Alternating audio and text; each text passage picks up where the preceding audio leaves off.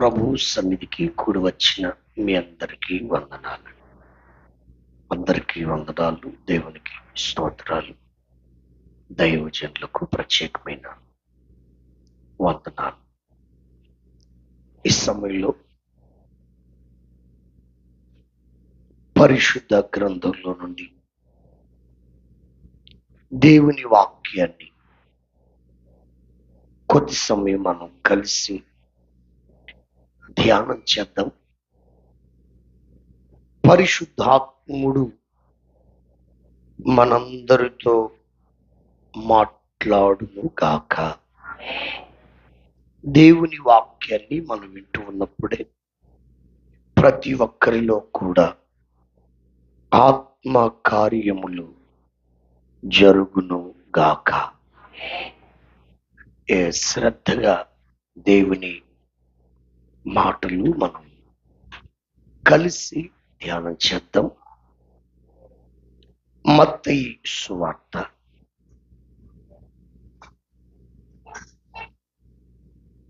16వ అధ్యాయం 6వ వాక్యాన్ని చదువుకుందాం. మత్తయి సువార్త 16వ అధ్యాయం 6వ వాక్యం.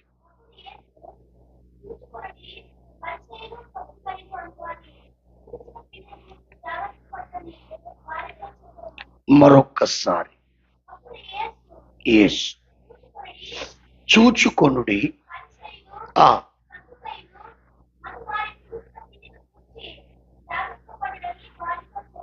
అలానే మరొక మాట మార్కు సువార్త 8వ అధ్యాయం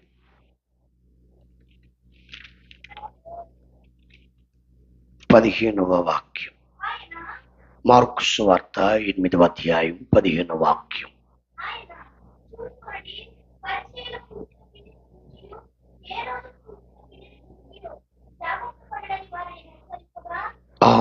చాలు. కొద్దిసేపు ఈ మాటలు మనం అందరం కలిసి ధ్యానం చేద్దాం. యేసు ప్రభు తన శిష్యులతో చెప్తున్న మాటలు 2 వచనాలు చదివాం. మత్తయి సువార్త 16వ అధ్యాయం ఎన్నో వచనం 6వ వాక్యానికి మనం చదువుకున్నాం. చూచుకొనుడి. పరిసయ్యులు సద్దూకయులు అనువారి పులిసిన పిండిని గురించి జాగ్రత్త పడుడి. యేసు ప్రభు తన శిష్యుల్ని జాగ్రత్త పడమని హెచ్చరిక చేస్తున్నాడు. నేను గడిచిన రాత్రి మీతో ఒక మాట పంచుకున్నాను. అదేమిటంటే, తెస్సలోనిక సంఘంతో పౌలు గారు అన్నాడు, మీరు అంతకంతకు అభివృద్ధి చెందవలెనని హెచ్చరించుచున్నాను. ఏం చేస్తున్నాను అంటే, హెచ్చరిక అనేది అభివృద్ధికి కారణమవుతుంది. హెచ్చరిక అనేది క్షేమానికి కారణమవుతుంది. హెచ్చరిక అనేది దీవెనకు కారణమవుతుంది. Praise the Lord. ఇప్పుడు యేసు ప్రభు కూడా తన శిష్యులకు ఒక హెచ్చరిక చేస్తున్నాడు. నాయనా, మీరు జాగ్రత్త పడండి అని 3 మాటలు చెప్పాడు. ఇప్పుడు మనం ఎన్ని వచనాలు చదివాం? 2. రెండిట్లో కూడా 3 వచనాలు ఉన్నాయి. ఒకటి, పరిసయ్యుల పులిసిన పిండిని గురించి జాగ్రత్త పడండి. రెండవది, సద్దూకయులు అనేవారి పులిసిన పిండిని గురించి జాగ్రత్త పడండి.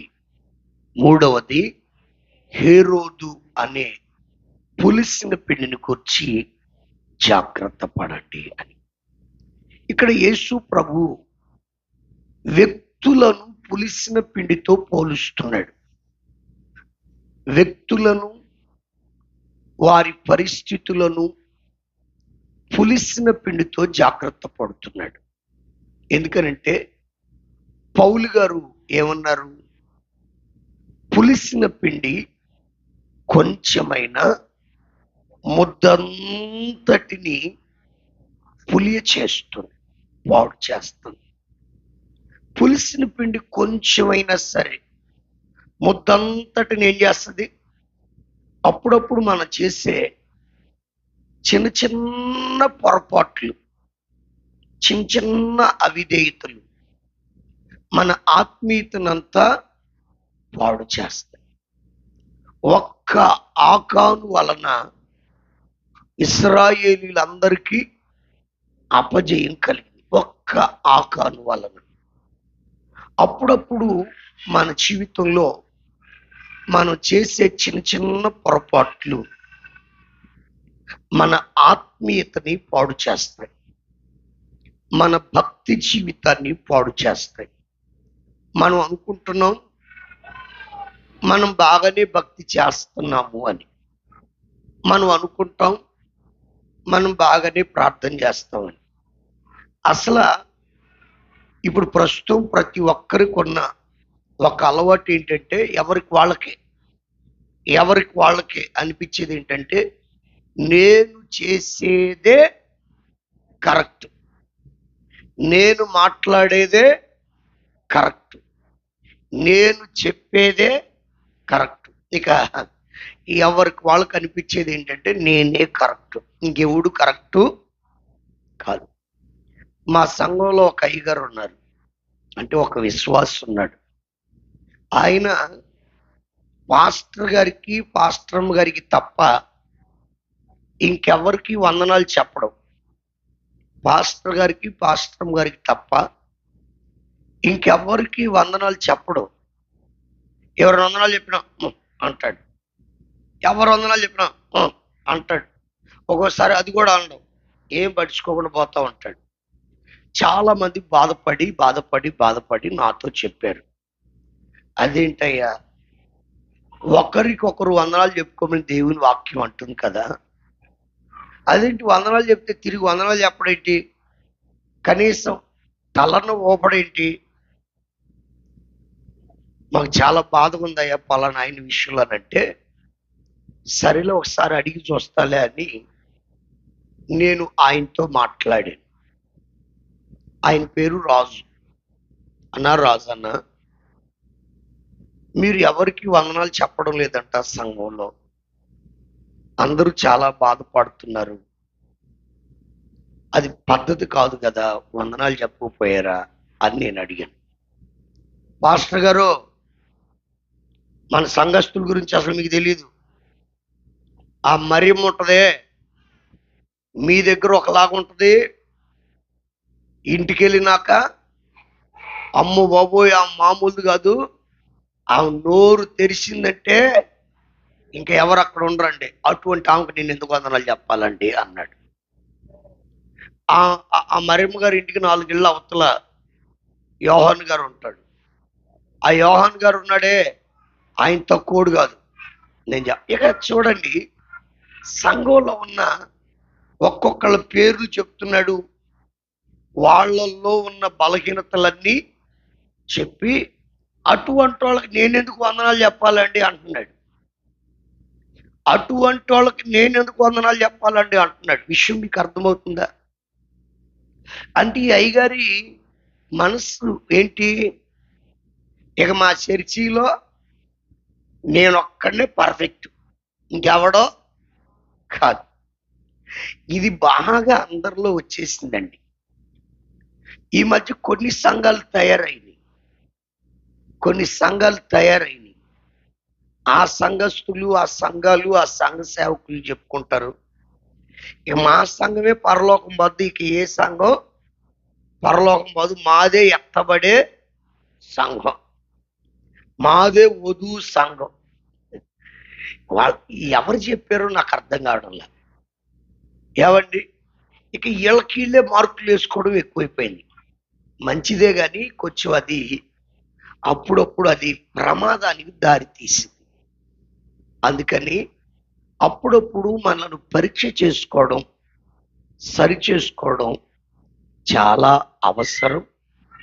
అది దీవెనకరం కూడా. Praise the lord.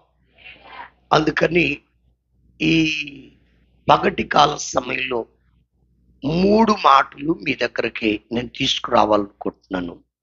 అది నంబర్ 1, పరిసయ్యులు అనే పులిసిన పిండి.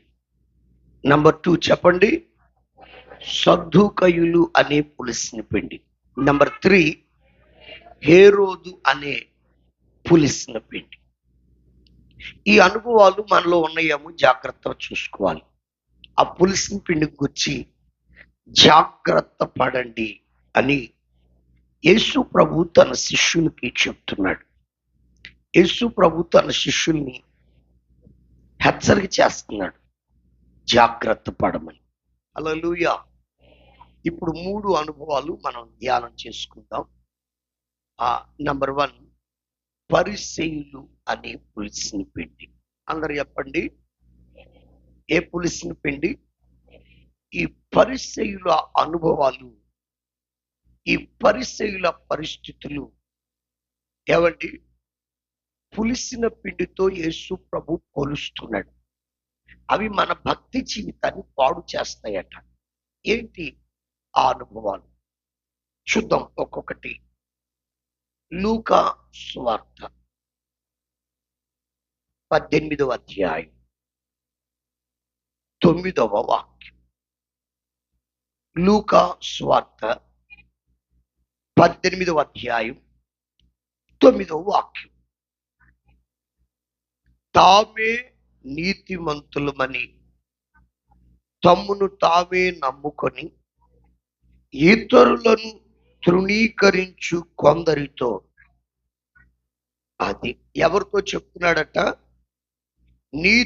మేమే నీతిమంతులమని తమ్మును తామే నమ్ముకొని ఇతరులను తృణీకరించే కొందరితో ఈ ఉపమానం చెప్తున్నాడు. కంటిన్యూ చేయండి. ఇద్దరు మనుషులు వెళ్ళారు. చదవండి తల్లి. ఒకడు పరిసయ్యుడు.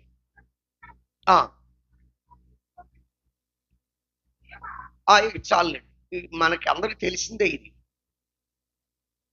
పరిసయ్యుని ప్రార్థన, శంకరి ప్రార్థన చాలాసార్లు వినే ఉంటాం కదా. హల్లెలూయా. ఓకే, పరిసయ్యుడు నిలబడి ప్రార్థన చేస్తున్నాడు. అయ్యా, చోరులు, అన్యాయస్తులు, వ్యభిచారులు అయిన ఇతర మనుషుల వలె, మరి విశేషంగా ఈ శంకరి వలె నేను ఉండనందుకు నీకు కృతజ్ఞతాస్తుతులు చెల్లించుచున్నా. వారానికి 2 సార్లు ఉపవాసం చేస్తున్నా. నా సంపాదన అంతట్లో 10వ వంతు చెల్లిస్తున్నా అని తనలో తాను ప్రార్థించుచూ ఉన్నాడు. అబ్బా, దీంట్లో ఒక్కటైన దేవుణ్ణి కనపరిచే మాట ఉందా? ఏమండి, ప్రతి మాటలో కూడా తన భక్తిని ప్రదర్శిస్తున్నాడు. అర్థమవుతుందండి? అంటే ఇతడెవరు? స్వనీతి పరుడు. ఎవరితను? స్వనీతి పరుడు. తన నీతి మీద అబ్బో తనకే, ఇక నేనే నీతిమంతుడు. ఇందాక చెప్పాను కదా, మా చర్చిలో ఉన్న వ్యక్తికి వచ్చి పరిసయ్యుడు బ్యాచ్. ఏ బ్యాచ్? ఈ పరిసయ్యులకు ఉండే లక్షణాలు ఏంటంటే, నంబర్ 1, ఒక 2-3 విషయాలు చెప్తాను. పరిసయ్యుల లక్షణాలు. నంబర్ 1, నేనే నీతిమంతుణ్ణి అని అనుకోవడంలో తప్పులేదు. నేను అంటాను, అనుకోవడంలో తప్పులేదు. కాకపోతే యేసయ్య అంటాడు, అలా అనుకుని ఇతరులను తృణీకరిస్తున్నాడట. కొంతమంది ఉంటారు, బాగా పాడగలిగిన వాళ్ళు ఉంటారు. ఇంకొంతమంది సంఘంలో ఉంటారు పాడలేని వాళ్ళు. అంటే పాడతారు, పాడాలని ఆశ ఉంది. వీళ్ళకి రాగం కుదరదు. వీళ్ళకి ఏం కుదరదు? తాళం కూడా కుదరదు. కానీ ఏం ఆశ? పాడాలని ఆశ. ఇప్పుడు మా చర్చిలో మ్, మ్, నేను పాస్టర్ గారిని, మా అన్నయ్య కూడా పాస్టర్ గారి, మా అన్నయ్య కూడా పాస్టర్ గారి. మా అన్నయ్య వేరే సంఘం నడిపిస్తాడు, నేను ఒక సంఘం నడిపిస్తాను. నేను మాత్రం మా సంఘంలో రాగం తాళం వచ్చిన వాళ్ళకే పాటిస్తా. రాగం తాళం కుదరకపోతే నేను అస్సలు రాజీ పడను, పాట ఇవ్వను. మా అన్నయ్య మాత్రం అందరికి ఇస్తాడు. అసలు ఒక్కొక్కళ్ళు పాడతారండి, నేను రికార్డింగ్ చేసుకుంటా. ఎందుకంటే దేవుని కృపను బట్టి దేవుడు ఒక కృప ఇచ్చాడు నాకు. అదేంటంటే సంతోషం కలిగిన ఒక పాట రాసుకుంటా, బాధ కలిగిన ఒక పాట రాసుకుంటా. దేవుని కృపను బట్టి ఇప్పటికి సుమారుగా 90 పాటలు రాసుకోవడానికి దేవుడు కృప చూపాడు. 13 ఆల్బములు చేయడానికి దేవుడు కృప చూపాడు. Praise the Lord. అందుకని కొంచెం పాటలు రాస్తా ఉంటా కదా, ట్యూన్లు చేస్తా ఉంటా కదా. ఒకళ్ళు పాడుతూ ఉంటే చాలా విచిత్రంగా ఉంటుంది. నాకు రాలేదు ఈ థాట్ అని అనిపిస్తుంది. అంటే నేను రాసిన రాగం వేరు, వాళ్ళు పాడే నేను ఇక నవ్వుకొని రికార్డింగ్ చేసుకుంటా. రికార్డింగ్ చేసుకొని అప్పుడప్పుడు ఒంటరిగా ఉన్నప్పుడు అవి పెట్టుకొని వింటా ఉంటా, వీళ్ళు భలే పాడారని. ఎందుకంటే అసలు నేను రాసిన దానికి వాళ్ళు పాడిన దానికి అసలు సంబంధమే ఉండదు, కొంతనే ఉండదు. అట్లా పాడతాడు. కానీ మా అన్నయ్య అందరికి ఇస్తాడు. నేను అప్పుడప్పుడు ఎవరు లేనప్పుడు అడుగుతా, ఎవరే నువ్వు అందరికి పాటలు ఎత్తున్నావురా, అది బాగోట్లేదు. చర్చిలో వరకు అయితే బాగానే ఉంటుంది, గొట్టాల్లో మైకుల్లో అందరు దూరంలో నుంచి అంటున్నారు, చాలా రోతగా ఉండదంటే మా అన్నయ్య అంటాడు, వాళ్ళు సరిగ్గా పాడారా లేదా నాకు అనవసరం, వాళ్ళు మందిరంలో చాలా కష్టపడుతున్నారు, దేవుణ్ణి మందిరాన్ని ప్రేమించి ధారాళంగా ఖర్చు పెడుతున్నారు, అటువంటి వాళ్ళని గణపరచడం మన బాధ్యత అంటాడు. నాకు కూడా అప్పుడు అనిపించింది, కాకి పిల్ల కదండి. ఒక చిన్నపిల్లడు ఉన్నాడు, ఎంత చిన్నపిల్లడు, ఒక ఆడికి 2 సంవత్సరాలు 3 సంవత్సరాలు ఉంటాయి. ఆడు ఏడదాకా, నేను ఇంకా చెప్పలో మీరు నవ్వుతున్నారు కదా, మీకు అర్థమైపోయింది. ఎందుకంటే మీరు కూడా చిన్నప్పుడు అందరూ అదే పరిస్థితి కదా. ఇక నోట్లోకి వెళ్ళి అంటున్నాడు, బాగా టేస్టీగా ఉంది ఆడికి, మొత్తం రోతగా అయిపోయింది ఇదంతా.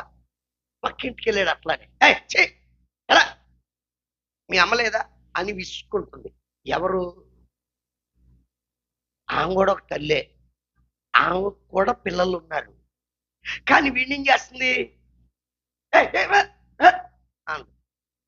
వెంటనే వాడు ఏడ్చుకుంటూ వచ్చాడు ఇంటికి. ఇంట్లో ఎవరున్నారు? కన్న తల్లి. ఆమె ఏం చేసిందో తెలుసా, ఈడు ఏడ్చుకుంటూ రావడం చూసి ఏమంటే ఆ శివుడి ముక్కుతోనే ఆయన ముద్దు పెట్టేసుకుంటుంది. అప్పుడే ఖరీదైన చీర ఒకటి కట్టుకుంది, ఆ చీర కొంగుతో తుడిచేస్తుంది. ఒక తల్లి ఏమో చేతరించుకుంది, ఇంకో తల్లి ఏమో మాట్లాడరేంటండి, ఎవరు బిడ్డ వాళ్ళకి ఇష్టం కదా. Praise the Lord. కానీ ఈ పరిసయుడు ఉన్నాడే, నేను నీతిమంతుడు అనుకుంటే పర్వాలే, కానీ పక్కన ఏం చేస్తున్నాడు, పాస్ట్ గారు మీకు తెలియదంటే, మీరు అనుకున్నంత పరిశుద్ధులేం కాదు వాళ్ళు, మీరు అనుకున్నంత నమ్మకత్తులేం కాదు వాళ్ళు అని ఇతరులను కించపరిచే వాళ్ళు సంఘాలలో తయారవుతున్నారు, పెరుగుతున్నారు. అది అప్పుడప్పుడు మనలో కూడా వచ్చేస్తుంది. జాగ్రత్త, ఇది పులిసిన పిండి. ఏంటది? ఇతరులను తృణీకరించుట, ఇతరులను కించపరుచుట, ఇతరులను విమర్శించుట.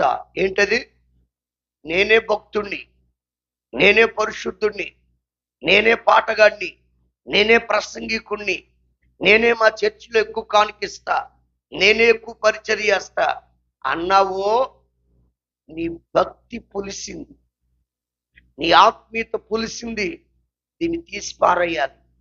ఏం చేయాలా? ఎవడు పులిసిన పిండి కొంచెమైనా ముద్దంతా పాడు చేస్తుంది కనుక ఆ పులిసిన పిండిని ఏం చేయాలా? కొరింథీ మొదటి పత్రిక 5వ అధ్యాయంలో ఆ మాట మనకు కనబడుతుంది కదా. కొరింథీ మొదటి పత్రిక 5వ అధ్యాయం 7వ వాక్యం. క్రొత్త ముద్ద అవుటకై ఆ పాతదైన పులిసిన పిండిని అది మీరు కొత్త ముద్ద అవ్వాలి, మీరు నూతన పరచబడాలి. ప్రైజ్ ద లార్డ్, హల్లెలూయా. మీరు నూతన పరచబడాలి, మీరు క్రొత్త ముద్దగా మారాలంటే ఆ పాతదైన పులిపిండి లేక పులిసిన పిండిని తీసి, అందరు చెప్పండి ఏం చేయాలా? ఈ కోటాల్లో ఏం చేయాలా? ఇదే చివరి రోజా రేపు ఏమైనా ఉందా? ఒరే కాదు, మళ్ళా పడిద్దిరా, పక్కన పెట్టురా. ఎందుకంటే రెండోసారి పడినప్పుడు మళ్ళా వస్తావు. వేసుకో, నీ దానికి వేసుకో, లేదా నువ్వు గప్పుకో, బాగుంటుంది. చలి పుట్టకుండా గట్టిగో కళ్ళు చెప్పండి, ఇంకొంచెం గట్టిగా చెప్పండి. జాగ్రత్తగా గమనించండి, ఈ మాట గమనించండి. పులిసిన పిండి కొంచెమైన ముద్దంతటిని పాడు చేస్తుంది కనుక మన జీవితంలో రక్షణ పొందిన ప్రారంభంలో మనం ఎలా ఉంటామంటే, రక్షణ పొందిన ప్రారంభంలో క్రొత్తగా జన్మించిన శిశువులను పోలిన వారమై ఉంటాం. పేతురు మొదటి పత్రిక 2:1. చదవదులండి. క్రొత్తగా జన్మించిన శిశువును పోలి ఉంటాం. అప్పుడు చేసే ఆరాధన ఎంత నిష్కపటంగా ఉంటుందో, ఎంత నిష్కల్మషంగా ఉంటుందో. చర్చిలోకి వస్తే మనకి ఎవరిలో కూడా దోషాలు కనబడవు, ఎవరిలో కూడా లోపాలు కనబడవు. ఎందుకంటే మారు మనసు పొందిన క్రొత్త, బాప్తిజం పొందిన క్రొత్త. మందిరం అంతా, సంఘం అంతా పరలోకంలాగా అనిపిస్తుంది. మనం మైమర్చిపోయి ఆరాధన చేస్తూ ఉంటాం. కొంచెం ఎక్స్పీరియన్స్ పెరిగే కొలది, ఆత్మీయత పెరిగే కొలది మనకు పక్కన వాళ్ళందరూ ఎలా కనబడతారు? అబ్బో, పాపుల్లాగా కనబడతారంట సిస్టర్ గారు చెప్తున్నారు. నిజమే. ఇక మనం ఒక్కడమే పెద్ద పరిశుద్ధులు, ఇక పక్కన వాళ్ళంతా. మీరు ఎంత ప్రశాంతంగా వింటున్నారో. హల్లెలూయా. మీరు ఎట్లా కనుక్కుంటే సాయంత్రం దాకా చెప్పొచ్చు. ఆ నిండు కొండలా కూర్చున్నారు. తినొచ్చారో తినకుండా వచ్చారో తెలియదు కానీ అబ్బా గట్టిగో కళ్ళు చెప్పండి. హల్లెలూయా. ఈ పరిసయుడు కొన్నది ఏంటంటే, ఇతరులను త్రుని అతని కోసమే ఈ ఉపమానం చెప్తున్నాడు. శంకర్ వచ్చాడు, ఏమండి, గుండెలు బాదుకుంటున్నాడు. ఆకాశం వైపు కన్నులెత్తుటకైనా ధైర్యం సరిపోవడం లేదు. బిగ్గరగా కేకలు వేస్తున్నాడు, దేవా పాపినైనా నన్ను కరుణించు నాయన. హల్లెలూయా. పాపినైనా నన్ను కరుణించు బాబు. ఆహా, ఎంత చక్కటి ప్రార్థన. ఇంతకుముందు ఆయన చేసిన ఘనకార్యాలని చెప్పాడు. ఈయన మాత్రం తనలో ఉన్న లోపాలు ఒప్పుకుంటున్నాడు. హల్లెలూయా. దేవుని వాక్యం చెప్తుంది కదా, అతిక్రమములను దాచిపెట్టువాడు వర్ధిల్లడు, వాటిని ఒప్పుకొని విడిచిపెట్టువాడు కనికరం పొందుతాడు. ఆమేన్. హల్లెలూయా. ఏం పొందుతాడు? కనికరాన్ని పొందుతాడు. కనుక ఈరోజు మనం నేర్చుకోవలసిన పాఠం ఏంటంటే, పరిసయ్యులలో ఉన్న ఆ పులిసిన అనుభవాలు. నెంబర్ 1, మేమే నీతిమంతులమని అనుకొని ఇతరులను తృణీకరించుట. ఇక నెంబర్ 2, మార్కు సువార్త 7వ అధ్యాయం. మార్కు సువార్త 7వ అధ్యాయం 5, 6, 7 వాక్యాలు. మార్కు సువార్త 7వ అధ్యాయం 5, 6, 7 వాక్యాలు.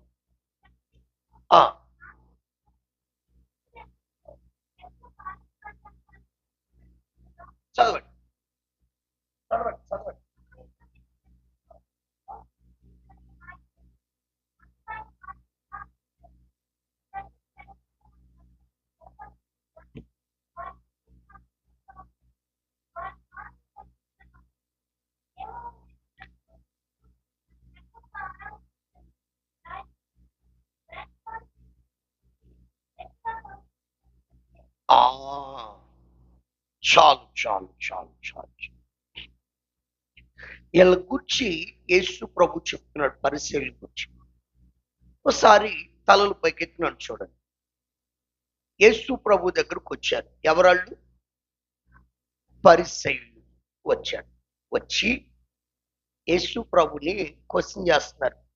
ప్రభువా, మిమ్మల్ని ఒకటి అడగొచ్చా? మిమ్మల్ని ఒకటి అడగాలని ఉంది అన్నాడు. అడగండి నాయన అని అంటే, అవి ఏం లేదు కానీ నీ శిష్యులు ఉన్నారు కదా, వాళ్ళని చాలాసార్లు గమనించాం. చేతులు కడుక్కోకుండా భోజనం చేస్తున్నారేంటి? అసలు చేతులు కడుక్కోకుండా భోజనం చేయొచ్చా? ఏమనండి, ఇదంత పద్ధతిగా లేదు అని పరిసయ్యులు యేసు ప్రభుని క్వశ్చన్ చేస్తున్నారు. గమనించండి. శిష్యులకి కొన్ని యూదులకి కొన్ని పద్ధతులు ఉన్నాయి. అదేంటంటే, ఎవరింటికన్నా వెళ్తే ముందు కాళ్ళు కడుక్కోవాలి, కాళ్ళు చేతులు కడుక్కోవాలి.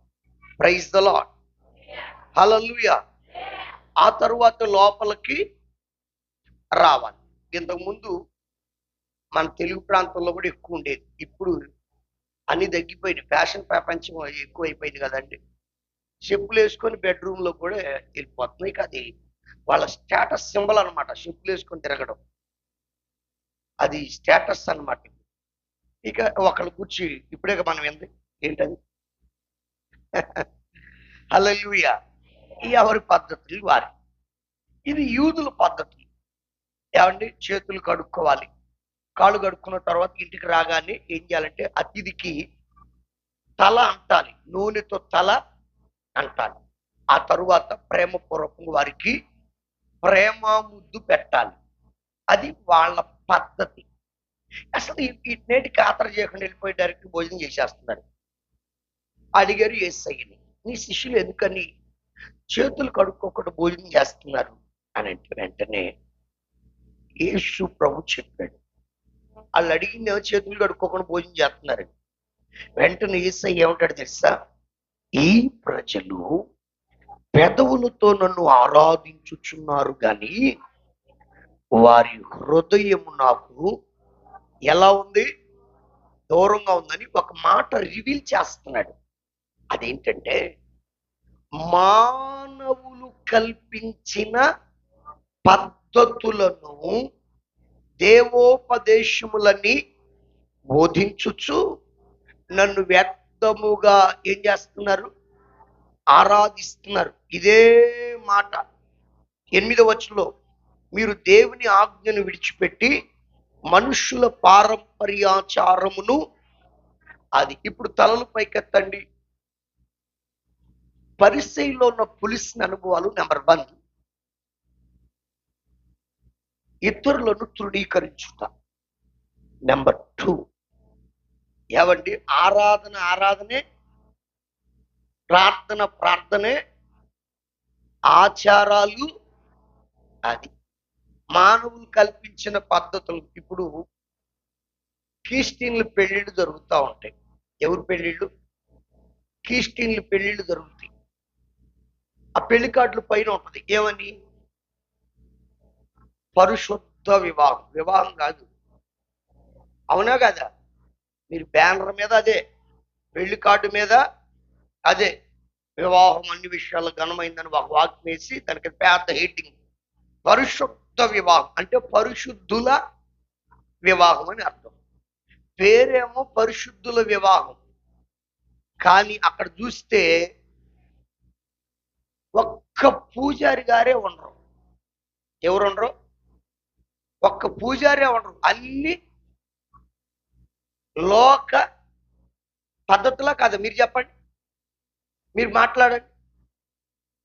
అంటే ఒక్కొక్క ఏరియాలో ఒక్కొక్క స్టైల్ ఉంటుందండి, ఒక్కొక్క ఏరియాలో ఒక్కొక్క పద్ధతి ఉంటుంది. మన ఈ మధ్య నాకు ఒకటి తెలిసింది. మా ఊర్లో నేను పరిచయం చేస్తున్న కంచిచర్లలో ఓ పాస్టర్ గారంట తన కుమార్తె పెళ్లికి ముందు ఏదో చేస్తారంట కదండి. అదేనమ్మా, అదే నేను ఈ మధ్య ఏంటిది, హల్దే చెల్దే ఫంక్షన్, హల్దీ ఫంక్షన్ అంట. నాకు తెలియలే, ఒకళ్ళు చెప్పారు, నాకు అప్పుడు తెలుసుకున్నానండి. హల్దీ ఫంక్షన్ ఏం చేస్తారమ్మా? పసుపు పసుపు పూసుకుంటారు, వచ్చిన వాళ్ళకి పోస్తారు. ఈ అమ్మాయి మీద పసుపు నీళ్లు పోస్తారు. ఈ బైబిల్లో ఉన్నాయా? ఇవి ఎవరు కల్పించిన పద్ధతులు?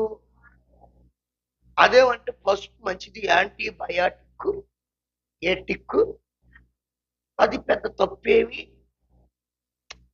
ఏమంటే చక్కగా నీకు యాంటీబయాటిక్ అంటే శుభ్రంగా పాలల్లో ఒక అర స్పూన్ వేసుకొని తాగు, అది లోపలికి వెళ్ళింది ఇంకా మంచిది. లేదా యాంటీబయాటిక్ కావాలి అని అంటే పేడ ఉంటుంది కదా, పేడ, ఆ పేడ తీసుకొచ్చి ఇంటి ముందు కళ్ళాపు చల్లుకుంటే కావలసినంత వస్తుంది, బ్యాక్టీరియాలు చంపేది. అవునా కదా? మీరు చెప్పండి. పసుపే రాసుకోమని ఏముంది? ఇది ఏంటది? ఇది మాకెట తెలిసిందంటే మా చర్చి విశ్వాసి ఒక సిస్టర్ గారు వెళ్ళారు అక్కడికి. అంటే వాళ్ళ అమ్మగారు ఆ చర్చికి వెళ్తారు, ఈవిడ గారు మా దగ్గరికి వస్తుంది.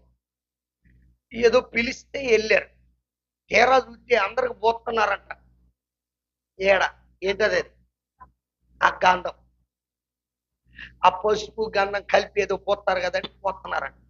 ఈవిడ దగ్గర కూడా వచ్చారంట పోతామని. మాకు వద్దండి, అసలు ఇది వద్దనే కదా మేము రక్షణ పొందింది, మళ్ళా దీంట్లోకి మేము ఎందుకు వస్తాం? ఈ మధ్య దేవుని పిల్లలు ఎట్ట తయారయ్యారంటే ప్రార్థనే, పద్ధతులే, ప్రార్థనే, వాస్తే, ఇల్లు కొనాలంటే వాస్తు, ఇల్లు కట్టాలంటే వాస్తు. అవునా? మీరేమనుకోనంటే బాధపడాల్సిన సంగతి ఏంటంటే, రాజమండ్రిలో నేను కొంతకాలం సేవ చేశాను. అప్పుడు నాకు తెలిసిన ఒక సంగతి చెప్తాను. ఓ పాస్టర్ గారు మందిరం కట్టారండి. మందిరానికి పునాదేసేటప్పుడు ఆ ఫస్ట్ చేస్తారు కదా, దాన్ని ఏమంటాం మనం అయితే కార్నర్ స్టోన్ అంటాం, ఓకేనా? మూలరాయి అంటాం. అన్యుల్లో ఏమంటారు? శంకుని స్థాపిస్తారు. అందుకు దేవుని పిల్లలు అసలు ఆ పదం వాడకూడదు, శంకుస్థాపన అనే పదం వాడకూడదు. మనం శంకుని స్థాపించకూడదు. Praise the Lord. ఇక అయ్యగారు పూజారి గారిని సిద్ధాంతిని పిలిచి, పాస్టర్ గారు దేవుని మందిరం కట్టడానికి ఏమంటే పూజారితో నవధాన్యాలు వేపించాడంట. ఏ ధాన్యాలు? జగన్ గారి ప్రభుత్వం రాకముందే ఈ అయ్యగారు నవరత్నాలు కాదు, నవధాన్యాలు వేసాడు. చెప్పనా? మందిరం కట్టాడు. మందిరంలో ఇంకా పూర్తిగా ఆరాధన జరగక మునిపే పాస్టర్ అమ్మ గారికి క్యాన్సర్ వచ్చి చనిపోయింది. ఆ తర్వాత ఆ సంఘంలో చాలా చాలా చాలా చాలా పరిస్థితులు జరిగాయి. అసలు ఆ పద్ధతి ఇంటికే చేయకూడదు. అటువంటి దేవుని మందిరానికి వెడ చేస్తావు?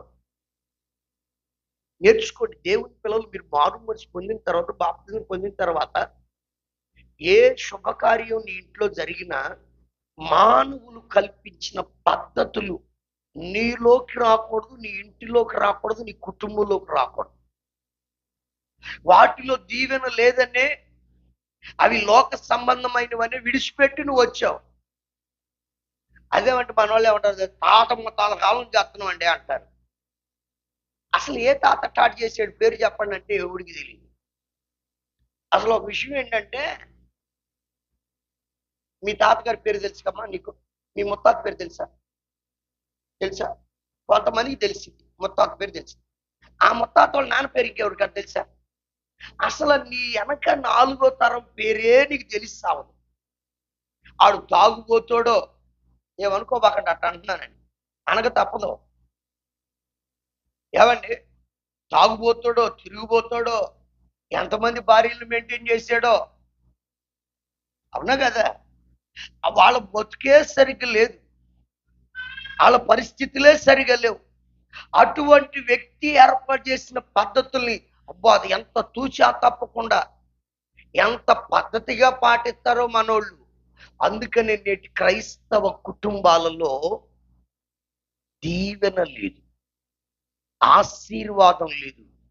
గడిచిన రాత్రి మనం విన్నాం, దావీదు అంతకంతకు వర్ధిల్లాడు, దావీదు అంతకంతకు ప్రబలాడు, దావీదు అంతకంతకు అధికుడయ్యాడు. ఏమండి, ఇన్ని ఆధిక్యతలు దేవుడు తన పిల్లలకి ఇస్తుంటే మరి నేటి క్రైస్తవ కుటుంబాల్లో, నేటి దేవుని పిల్లల్లో ఎందుకు జరగడం లేదు అనంటే, ఇప్పుడు దేవుని పిల్లలు ఏం చేస్తున్నారు? పేరుకే దేవుని పిల్లలు, కానీ వీళ్ళు దేవునిని లోకాన్ని కలిపేశారు.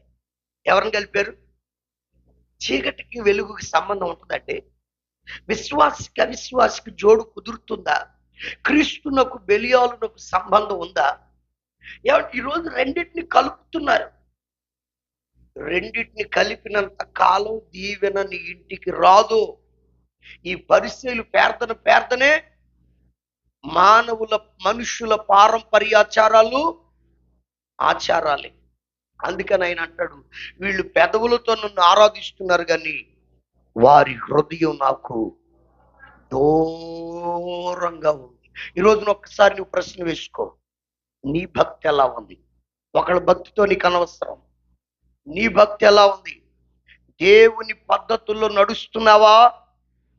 మానవులు కల్పించిన పద్ధతుల్లో నడుస్తున్నావా? ఈ రోజున నీ ఆత్మీయ అనుభవాలు, నీ ఆత్మీయ జీవితం, నీ ఆత్మీయ ఎదుగుదల ఎలా ఉంది? ప్రశ్న వేసుకుంటే, అది ఒకవేళ పులిసిన పిండిగా ఉంటే దాన్ని తీసి పారవే. ప్రైజ్ ది లార్డ్, హల్లెలూయా. ఆ పులిసిన పిండిని ఏం చేయాలి చెప్పండి, అందరూ చెప్పండి. తీసి పారవేయాలి. అలా నువ్వు చేయగలిగితే నువ్వు క్రొత్త ముద్దగా మారుతావు. Praise the lord. మూడో మాట కూడా చూద్దాం, అక్కడే ఉంది. మూడో మాట కూడా అక్కడే ఉంది. 7వ వచనం ముగింపులో, 7వ వచనం, అదే మార్కు సువార్త 7వ అధ్యాయం 7వ వచనం ముగింపులో, వేషధారులైన మిమ్మును గూర్చి యెషయా ప్రవచించింది కరెక్టే, నీకు సరిపోద్ది. ఎవరిళ్ళు? అది వెరీ సింపుల్. ఏంటది? వేషధారులు అనండి, అనండి. ఏమండి, మీరు గమనిస్తే మత్తయి సువార్త 23వ అధ్యాయం కంటిన్యూగా చదవబాకండి, నేను చెప్పిన వచ్చిన జస్ట్ ప్రారంభించండి. మత్తయి సువార్త ఎన్నో అధ్యాయం? 23వ అధ్యాయం 13వ వచనం. అయ్యో 15వ వచనం, 23వ వచనం, 25, 27, 29. అయ్యి బాబోయ్, అసలు ఎవరు నన్ను ఇన్నిసార్లు అడ్డు ఊరుకుంటారంటే మాట్లాడరు ఏంటంటే? ఇన్నిసార్లు అంటే ఊరుకుంటారా? ఏదో ఒకసారి 2 సార్లు అంటే అనుకుంటారు, కానీ ఇన్నిసార్లు అయ్యో వేషధారులైన శాస్త్రులారా, పరిసయ్యులారా, ఏమని సంబోధిస్తున్నాడు? వేషధారు. పరిసయ్యులు ఎవరు? అన్ని టిప్ టాప్ గా, అన్ని వేషం మాత్రం బాగుంటది, కానీ లోపల ఆత్మీయత మాత్రం. ఇంకా మత్తయి సువార్తలు అంటాడు, వీళ్ళట వీధుల మధ్యలో నిలబడి నిలువుటంగిలు వేసుకొని దీర్ఘ ప్రార్థనలు చేస్తారట. ఏ ప్రార్థనలో? దీర్ఘ ప్రార్థనలు చేస్తారట. కానీ వీళ్ళు ఎవరని యేసు ప్రభు చెప్తున్నాడు? యేసు ప్రభు అన్నాడు, వేశ్యనైనా క్షమిస్తాను కానీ రోజున వేషంలాగా చేయొద్దు భక్తిని. హల్లెలూయా. 3 అనుభవాలు చెప్పాను. పరిసయ్యులో 3 అనుభవాలు. నెంబర్ 1, మేమే నీతిమంతులు అనుకొని ఇతరులను తృణీకరించడం. నెంబర్ 2, మానవులు కల్పించిన పద్ధతులను దైవ ఉపదేశాలుగా ఆరాధించుట, బోధించుట, పాటించుట, ఇక అన్ని వాటిలో మునిగి తేలుతున్నారు. 3వది వేషధారులు. అందరు చెప్పండి. మూడవది ఎవరు వీళ్ళు? వేషధారులు. కానీ దానికి తగిన భక్తి లేదు. ఈ రోజున బైబిల్ పట్టడం ప్రాముఖ్యం కాదు. Praise the Lord. దానికి తగిన ప్రవర్తన మనలో ఉండాలి, ఆత్మీయత ఉండాలి. Praise the Lord. ఇది పరిసయ్యుల పులిసిన పిండి. అందరు ఆ పదాన్ని చెప్పండి. ఏ పులిసిన పిండి ఇది? 3 అనుభవాలు చెప్పా. ఇక నెంబర్ 2 సద్దూకయ్యులు. అందరు చెప్పండి. ఏ పులిసిన పిండి? ఇంతకీ వీళ్ళు ఎవరో? వీళ్ళు కూడా భక్తులే. వీళ్ళలో పులిసిన అనుభవాలు ఏంటి? చదవండి. లూకా సువార్త 20వ అధ్యాయం 27వ వాక్యం. లూకా సువార్త 20వ అధ్యాయం 27వ వాక్యం.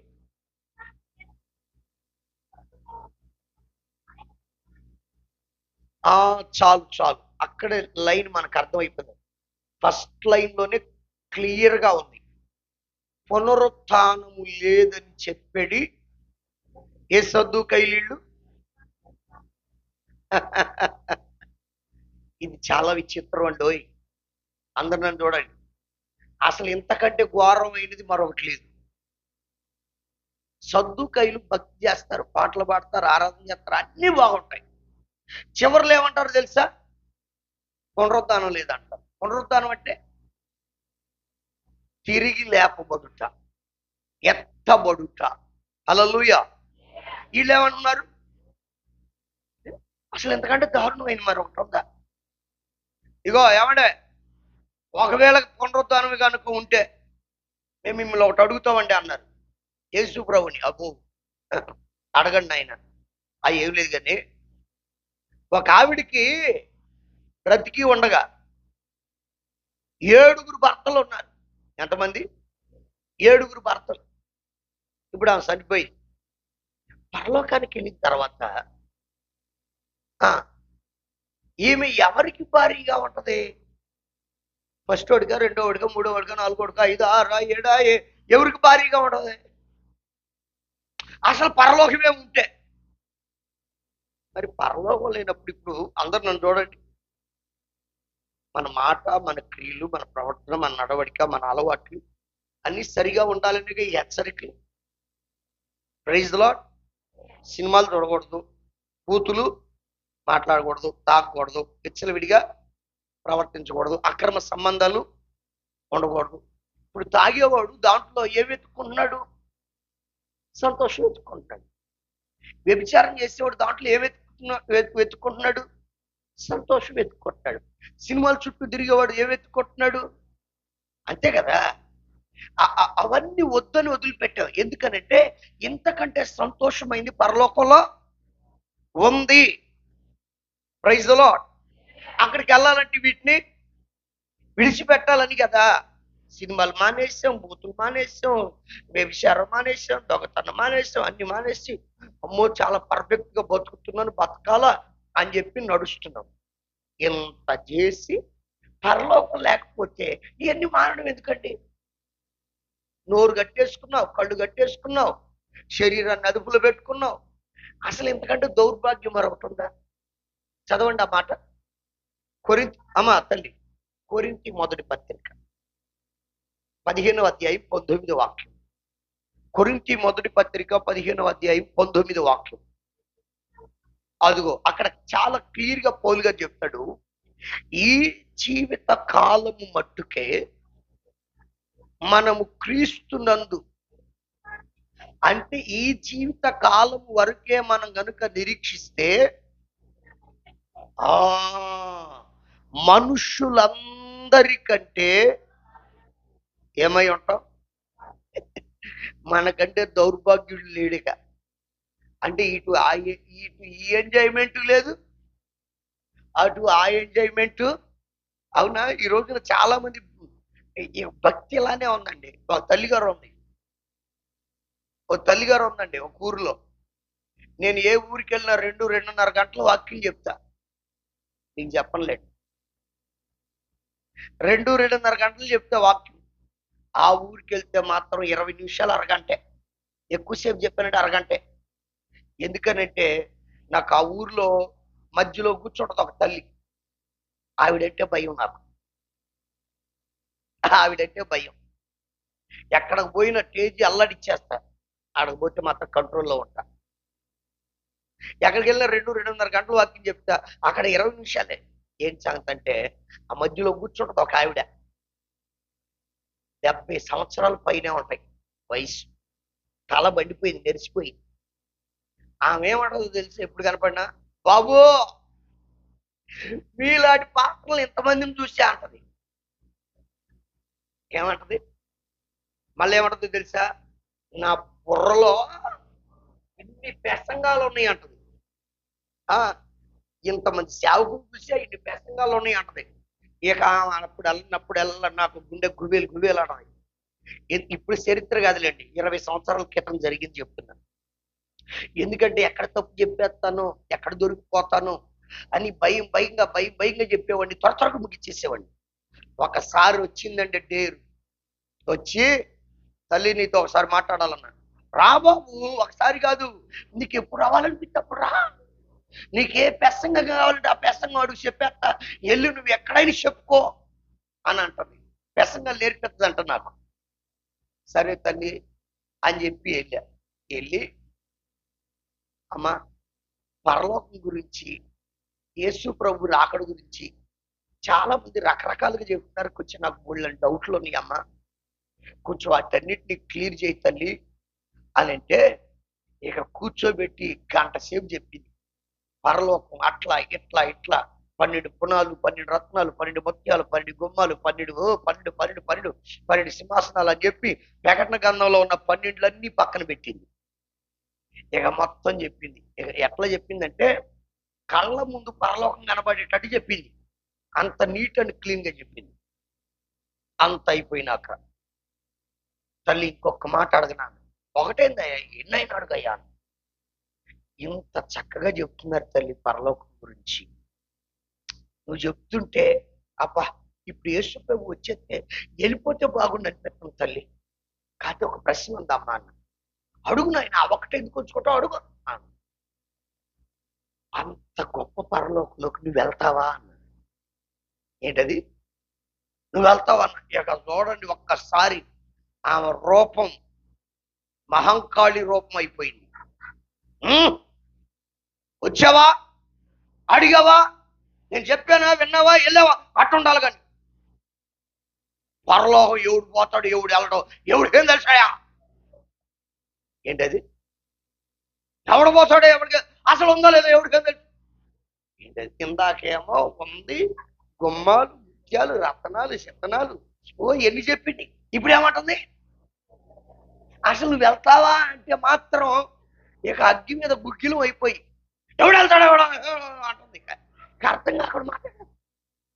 ఇంకోసారి వచ్చే పద్ధతి ఉండదు అంటుంది. అసలు సంగతి ఏంటంటే, ఏమో పాటలు తెలుసు, ప్రసంగాలు తెలుసు, కానీ నోటి మాట కుదరదంట తల్లి. మహాతల్లి పొద్దుడు గొడవ పెట్టుకుంటే పక్కింటి వాళ్ళతో మధ్యరాత్రి దాకా వదలంట తల్లి. ఇన్ని కథలు ఉన్నాయి అమ్మ దగ్గర. వయసు 70 కానీ ముసలిదే కానీ వేస్తే మహానుభావురాలు. ఇక ఆమెకు చరిత్ర ఆమెకు తెలుసు కదా. ఇక చూడండి, అంటే ఆమెకి ఏం లేదు, పరలోకాన్ని గురించి తెలుసు, కానీ ఆ పరలోకానికి వెళ్తాను నిరీక్షణ ఆమెకి. ఈ రోజున వింటున్నారు, ప్రసంగాలు వింటున్నారు, రాసుకుంటున్నారు, అప్పచెప్తున్నారు. నాకు తెలిసి ప్రస్తుత దినాల్లో విశ్వాసులకైతే, నాకు తెలిసి నా అవగాహన మేరకు, ప్రస్తుతం ఉన్న విశ్వాసులకి పాస్టర్ల కంటే ఎక్కువ ప్రసంగాలు తెలుసు. అర్థమవుతుందండి? ఇని మైండ్ నిండిపోయింది. హల్లెలూయా. కాకపోతే మన దగ్గర ఉన్న దౌర్భాగ్యం ఏంటంటే, ఉన్న 10 ప్రసంగాల్లో 2 ప్రసంగాలు కూడా ఆశ్రయించాం. అది దౌర్భాగ్యం. అవునా కదా? మీరేంటి సీరియస్ చూస్తున్నారు? నేను చెప్పింది కరెక్టా కదా? అరే మరి ఎంత భక్తి చేసి ఏమి లేదని చెప్తున్నారు, పునరుద్ధానం లేదని చెప్తున్నారు, పునరుద్ధానం లేదని చెప్తున్నారు. ఈ రోజున నిరీక్షణ లేకుండా బ్రతుకుతున్నారు. జాగ్రత్త. శ్రేష్టమైన నిరీక్షణ దేవుడు మన కొరకు ప్రవేశపెట్టాడు. హల్లెలూయా. అబ్రహాము అంతటి ధనవంతుడు మరొకడు ఆ రోజుల్లో లేరు. కానీ అబ్రహాము గుడారాల్లో నివసించాడట.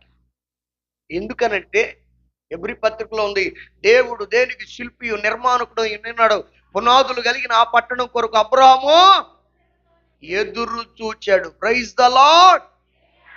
ఏమండి, వేల సంవత్సరాల క్రితమే అబ్రహాము గుడారాల్లో నివసించాడు. అంత నిరీక్షణతో మన పితరులుంటే మనమేమో రక్షణ పొందిన 4 రోజులకే లోకంలో కలిసిపోతున్నాం. బాప్తిజం పొందిన 4 నెలలకే మరలా లోకానుసారంగా నడుస్తున్నాం. ఎందుకైనా దేవుడిని రక్షించుకుంది? ఎందుకైనా నిన్ను సంఘంలో కట్టింది? ఎందుకైనా దేవుడు నిన్ను సహవాసంలో చేర్చింది? ఈ పులిసిన పిండిని తీసిపారవి. హల్లెలూయా. నంబర్ 1 పరిసయ్యుల పులిసిన పిండి. నంబర్ 2 సద్దూకాయల పులిసిన పిండి. మూడో పిండి గురించి చెప్పి నేను ముగిస్తాను. నంబర్ 3 ఎవరు ఎవరు హేరోదు పులిసిన పిండి. చదవండి లూకా సువార్త 23వ అధ్యాయం. లూకా సువార్త 23వ అధ్యాయం 8వ వాక్యం.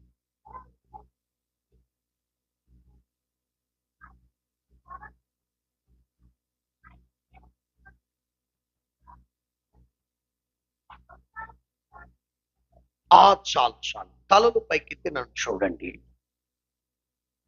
హేరోదు యేసు ప్రభుని తీసుకొచ్చారండి యూదులందరూ పట్టుకొని, సిలువేయమని తీసుకొని వచ్చాడు. అప్పుడు హేరోదట యేసయ్య చూచి మిక్కిలి సంతోషపడ్డాడట. అందరు చెప్పండి, మిక్కిలి సంతోషపడ్డాడు. అట్ ద సేమ్ టైం యేసు ప్రభు ఏదైనా ఒక సూచక్రియ చేస్తే చూడాలని నిరీక్షించాడట, ఆశపడ్డాడట, కోరుకున్నాడట. ఎందుకంటే అంతమంది బోళ్ళని విషయాలు చెప్పారు. యేసు ప్రభు గుడ్డోడు చూపించాడు, కుంటాడు కాళ్ళు ఇచ్చాడు, గొప్ప కార్యాలు బోళ్ళని చేశాడని చెప్పేసరికి మనోళ్ళు కూడా చూడండి ఎట్లాంటి కోటాలకు తక్కువ వస్తారు. అద్భుతాలు జరుగుతున్నాయి, కుర్చీలో కూర్చున్నవాడు లేచి నడుస్తున్నాడు అని కనుక చెప్పారనుకోండి, ఆటోలు కట్టించుకుని వెళ్తారంటే. అవునా కదా? కష్టమైన బాధైన తెగ గుంపులు కట్టిపోతాయి. ఎందుకంటే ఏ రోజుకున్న జబ్బే మనకు కూడా ఉంది. మనకేంటిది? అద్భుతాలు కళ్ళ ముందు జరుగుతూ ఉంటే చూడాల. ఏ రోజు కూడా అలానే ఆశపడి యేసు ప్రభుని చూడగానే చాలా సంతోషించాడు. ఇక వెంటనే యేసు ప్రభుని చాలా ప్రశ్నలు వేసాడు. 9వ వచనంలో చాలా ప్రశ్నలు వేసి యేసు ప్రభు ఏ జవాబు ఇవ్వాల. ఇప్పుడు ఏం చేసాడు తెలుసా? 11వ వచనం చదవండి తల్లి. ఇప్పుడు హేరోదు తన సైనికులతో కలిసి, అబ్బో ఇందాకేమో యేసు ప్రభు చూడాలనుకున్నాడు, యేసు ప్రభు అంటే సంతోషించాడు. ఇప్పుడు ఏం చేస్తున్నాడు? 1 యేసయ్యను తృణీకరించి, నెంబర్ 2 యేసయ్యను అపహసించి, మరలా నాకు వద్దు నాయన యేసయ్యను మళ్ళా రిజెక్ట్ చేసేస్తాడు, తృణీకరిస్తున్నాడు, అపహసిస్తున్నాడు. ఈ రోజున విశ్వాసుల జీవితాలు కూడా ఎలా అయిపోయాయి? అద్భుతాలు జరిగాయా? వస్తారు చర్చి. ఏ మేలులు జరగలేదా? పాటగారు ఏం జరుగుతుంది అంటే రావంటే, ఏంటి తల్లి మానేసామంటే, దేవుడు ఏం చేశాడంటే, అసలు ఏం జరిగింది, దేవుడు మాకేం చేశాడు రా అంటే వీళ్ళు ఎవరో అద్భుతాలు జరిగితేనే వస్తారు, మాత్కార్యాలు జరిగితేనే వస్తారు. ఇది నిజమైన విశ్వాస లక్షణమా? ఇది ఏ రోజు పిలిచిన పిండి. నిజమైన భక్తుడు ఎలా ఉంటాడో తెలిసిన? షడ్రక్, మేషక్, అబేద్నెగోలు ఏమంటారంటే, మా దేవుడు తప్పించుటకు రక్షించుటకు అని. ఒకవేళ ఆ పదం చూడండి, 100% రక్షిస్తాడు. ఒకవేళ తప్పించకపోయినా అబ్బా హల్లెలూయా. అది మేలు ఈ మధ్య సంఘాల్లో పాటిత్తే వస్తున్నారండోయ్, పెత్తనం ఇత్తే వస్తున్నారండోయ్, పదవులు ఇత్తే వస్తున్నారండి, సంఘంలో గుర్తింపు ఉంటే వస్తున్నారు, ఘనతలు ఉంటే. మనం వచ్చేది ఘనతల కోసమా, పదవుల కోసమా, మాటల కోసమా, లేక మన ఆత్మీయ ఎదుగుదల కోసమా? మరి ఎందుకు కలుగుతున్నారు సంఘాల్లో, చర్చిల్లో ఎందుకు కలుగుతున్నారు? చేతులెత్తి స్వరం ఎత్తి గట్టిగా కళ్ళు చెప్పండి, ఇంకొంచెం గట్టిగా చెప్పండి. ఏమండి, కార్యాలు జరిగితేనేమో సంతోషమా, జరగకపోతే వ్యర్థం లేదు గీర్థం లేదు అంటారా? ఇది పులిసిన పిండి. జరిగినా జరగకపోయినా ఆయనే దేవుడు. ఆమేన్. ఆయనే మా సమస్తం. ఇలా నువ్వు చెప్పగలిగిన రోజు నువ్వు నిజమైన విశ్వాసి. Praise the Lord. ఈ రోజున 3 విషయాలు నేను మీతో పంచుకున్నాను. ఒకటి, పరిసయ్యులు పులిసిన పిండి, దీన్ని తీసి పారవేయండి. రెండవది, సద్దూకయ్యులు పులిసిన పిండి, దీన్ని తీసి పారవేయండి. మూడవది, హేరోదు పులిసిన పిండి, దీన్ని తీసి పారవేయండి. మీరు క్రొత్త ముద్దగా మారాలి అనంటే, హల్లెలూయా, నూతన యెరూషలేము అనే పరిశుద్ధ పట్టణంలో చేరి క్రొత్త పాట యేసయ్య సన్నిధిలో మీరు పాడాలి అంటే, పులిసిన పిండి తీసి పారవేయుదురుగాక. హల్లెలూయా. పులిసిన అనుభవాలకు మీరు దూరం అగుదురుగాక. ఈ రోజున చాలా మంది ఆత్మీయ జీవితాలు పాడైపోతున్నాయి, లోక పద్ధతులతో కలిసిపోతున్నారు, ఇతరులను తృణీకరిస్తున్నారు, వేషధారణ భక్తి చేస్తున్నారు. ఇంతకాలం భక్తి చేసి ఎవరిని పరలోకం లేదని కొందరు, పునరుద్ధానం లేదని కొందరు ఇష్టానుసారంగా ప్రవర్తిస్తున్నారు, స్వస్థతల కోసం పరిగెత్తుతున్నారు, సూచక్రియల కొరకు, అద్భుతాల కొరకు, మహత్కార్యాల కొరకు పరిగెత్తుతున్నారు. ఆమేన్. ఈ రోజున నీవు నేను అలా ఉండకుందుముగాక. మనం పులిసిన పిండిని తీసి పారవేసి నూతనమైన క్రొత్త ముద్దగా మార్చబడుతుముగాక. ఒకరిద్దం ప్రార్థన చేసుకుందాం. తలలు వంచి కళ్ళు మూయండి, ప్రార్థన చేసుకుందాం. పరిశుద్ధాత్ముడు నీతో నాతో మనందరితో బహుతేటగా చాలా స్పష్టంగా మాట్లాడుతూ వచ్చారు. కనులు మూసిన వాళ్ళు మీ చేతులు పైకెత్తండి. ఏ పులిసిన అనుభవాలు నీలోకి వస్తున్నాయా? అయ్యా,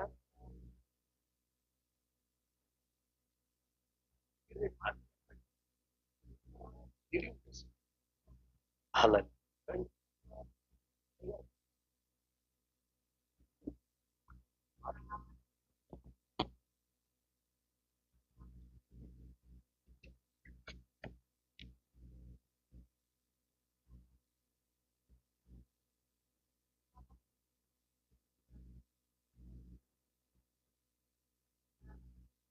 మన ఆత్మీయ జీవితంలో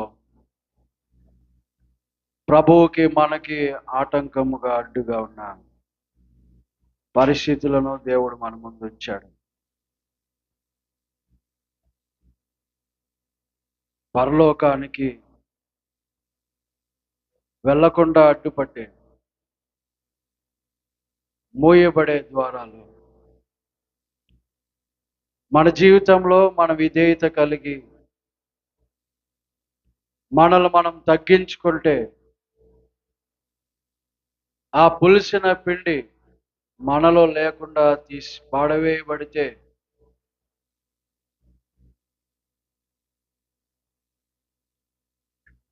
ఆ పరలోకములో కొరకైన నిరీక్షణ మనం ఏమాత్రమో తప్పిపోకుండా ఆ నిరీక్షణ కొరకు మేలైనా కీడైనా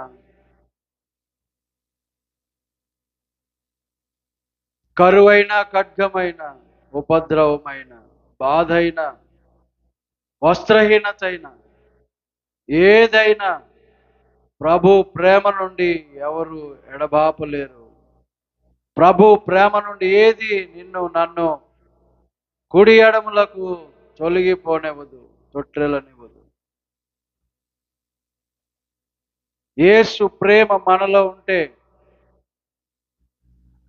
ఆయన కొరకు మనము సంపూర్ణ మారు మనసు పొందిన వారమైతే దేవుని యొక్క మాటలు మన జీవితంలో క్రియారూపకంగా మనము అనుసరించే వారముగా వాటి కొరకు మనము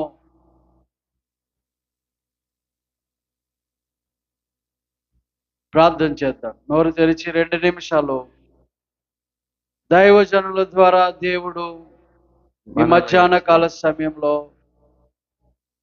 మన ఆత్మీయ నేత్రములు వెలిగించబడుటకు సరిగా మోకరించండి. మన ఆత్మలను బలపరచుటకు దేవుని లేఖనాలలో నుండి ఆ పులిపిండి తీసి పడవేయాలని, పులుసు అనేది కొంచెము కూడా ఉండకూడదని, చిన్న చిన్న బలహీనతలే మనకు ఆటంకాలుగా అడ్డులుగా ఉంటున్నాయని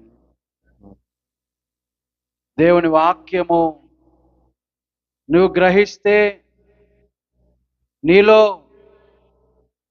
ఏదైనా పులిసినది ఉంటే మధ్యాహ్న సమయంలో చెప్పబడిన వాక్యము వ్యర్థం అవ్వకూడదు. చెప్పబడిన వాక్యము వ్యర్థం అవ్వకూడదు. హల్లెలూయా, హల్లెలూయా. దేవుని వాక్యమునకు మన హృదయము స్పందించినట్లు హల్లెలూయా. ఎలుగెత్తి మొరపెడదాం. ప్రభువా, మా బలహీనతల నుండి, మా అపరాధముల నుండి, మా తెలివి తక్కువతనము నుండి, అవును. మా బుద్ధిహీనత నుండి మమ్మల్ని విడిపించు ప్రభువా, విడిపించు ప్రభువా. నీ కనికరము కొరకు, నీ కృప కొరకు నాయన మమ్మల్ని మేము తగ్గించుకుని, మేము చేసిన వాటిని బట్టి, మేము కలిగిన వాటిని బట్టి కాదు ప్రభువా. దేవా, మా శక్తి చేత కాదు, బలము చేత కాదు, నీ ఆత్మ వలన ప్రభువా మమ్మల్ని మేము విరిగి నలిగిన వారముగా మమ్మల్ని మేము తగ్గించుకున్నటకు సహాయం చేయండి ప్రభువా. నీ కోసమే దేవా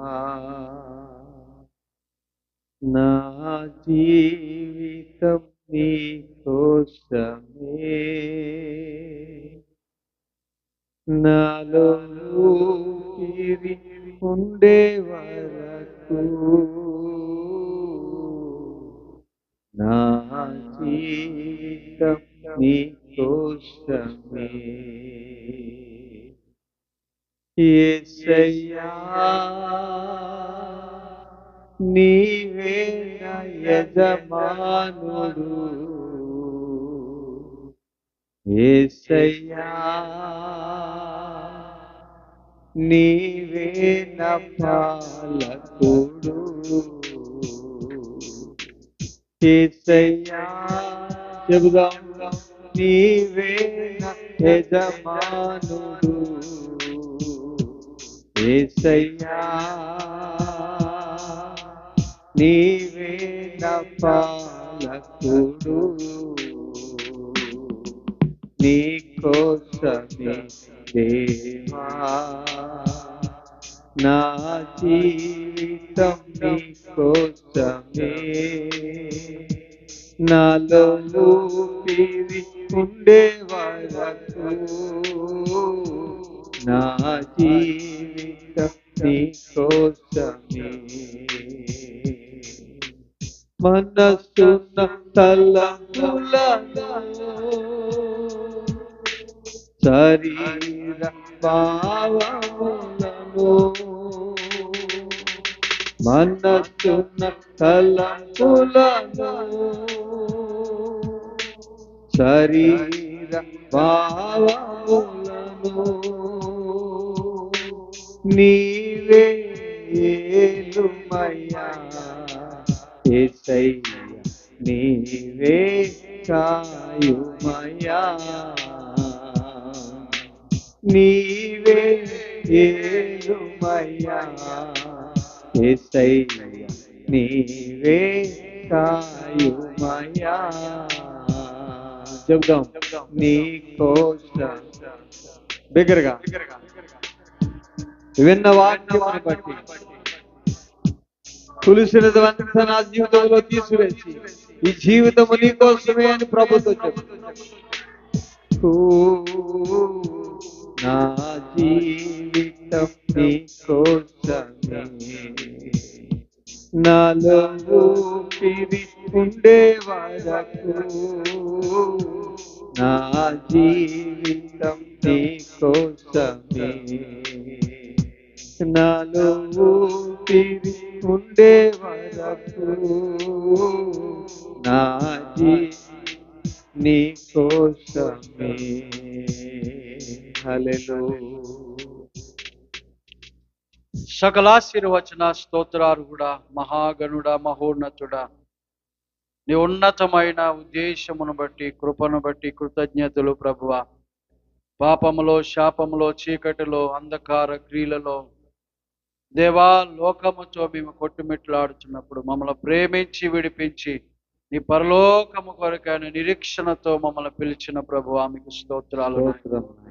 పరిశీల వలె, సద్దుకైల వలె కాక, ఏ రోజు వలె కాక ప్రభువా, నీ కొరకు ప్రభువా, నిత్య నిబంధనకు ప్రభువా, నీ పరలోకమున కొరకైన నిరీక్షణ కొరకు తండ్రి, ఈ లోకంలో మేము పరిశుద్ధులమై, నిందారహితులమై, నిష్కలమశులమై ప్రభువా, నీ యందు భయభక్తులతో దేవా, పాపమునకే మాత్రము చోటు లేక పరిశుద్ధులముగా నేను నిత్యత్వము కొరకు సిద్ధపడటకు సహాయం చేయండి ప్రభువా. నీ దాసు నిలవబెట్టుకుని మాట్లాడిన మాటలను బట్టి స్తోత్రాలు నాయన. దైవజనులు విజయ్ గారు మంచి ఆరోగ్యం దయచేయండి ప్రభు. తన పరిచయలను, కుటుంబాన్ని మీరు ఆశీర్వదించండి. స్థానిక సంఘము ప్రభు రాజు గారు తన కుటుంబాన్ని బట్టి ఇచ్చిన పరిచయలను బట్టి కృతజ్ఞతలు తండ్రి, మీ కృతజ్ఞతలు చెల్లిస్తున్నాను అయా. నువ్వు జరిగిస్తున్న కూడికల కొరకు స్తోత్రం. చివరి రోజు ప్రభువా దేవా, సాయంత్రము సభను కూడా ఆశీర్వాదకరంగా, దీవెనకరంగా జరిగించండి. నీ ప్రజలను సిద్ధపరచండి. ఈ సదవకాశము పోగొట్టుకోకుండా సద్వినియోగం చేసుకున్నటకు సహాయం చేయండి. సంఘం అంతటిని ప్రభువా మీరు బలపరచమని ప్రార్థిస్తా ఉన్నాను. ఈ పరిచర్య సరిహద్దులు విశాలపరచమని ప్రార్థిస్తా ఉన్నాను. నీ కృపకు అప్పగించుకుంటూ ఇంతవరకు నీ సన్నిధి తోడుగా ఉంచిన మీకే కృతజ్ఞత ఆస్తుతులు చెల్లిస్తాను. మహిమ ఘనత మీకే ఆపాదిస్తాం. నజరుడైన యేసుక్రీస్తు నామములో ప్రార్థిస్తున్నాం తండ్రి, ఆమేన్. మన పరమ తండ్రి ప్రేమ, కుమారుని యొక్క కృప, పరిశుద్ధాత్మని సన్నిధి సహవాసం సదా తోడయుండును గాక. ఆమేన్. God bless. అందరికీ వందనాలు.